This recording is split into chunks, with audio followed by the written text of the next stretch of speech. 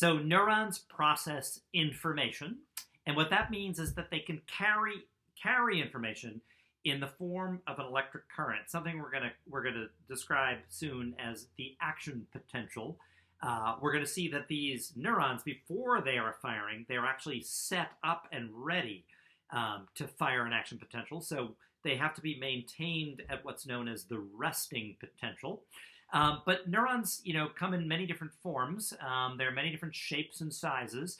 And there are, as mentioned, sensory neurons, right? Those that are going to actually be responsive to, let's say, touch or injury, or something occurring in the body, or something striking the eyes, or sound waves coming in through the ears, and they're going to carry their information from the peripheral nervous system, right? They're going to be placed down in the PNS, and they're going to carry it in towards the central nervous system, and they call these neurons sensory neurons or afferent neurons. They receive information. They have to translate energy, from some other form. Maybe it's pressure, or it's injury, or it's chemicals on the tongue, etc. They've got to convert it and translate that into action potentials, into actual, electrical messages that are working their way back towards the central nervous system.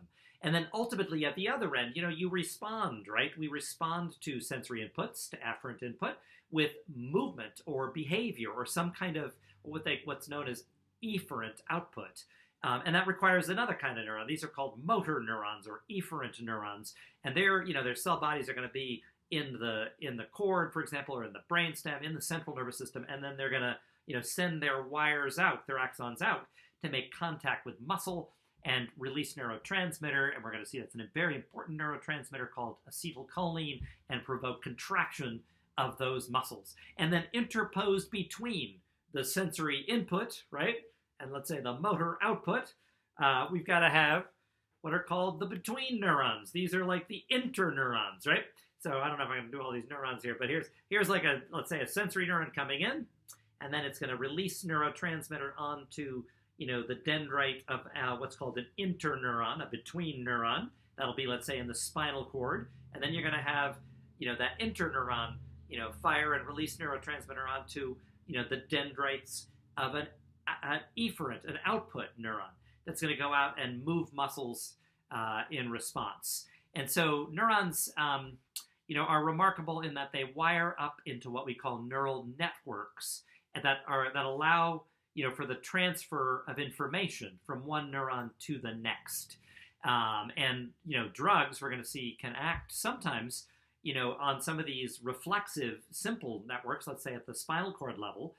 Certainly, for example, to prevent the transmission of information about injury in the body up to maps in the brain where you might feel that pain.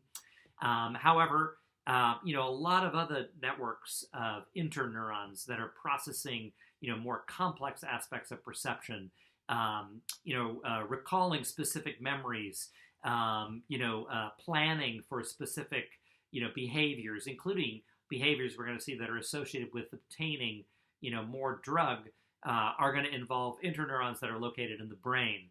And the synapses there are going to also be the site of significant drug action.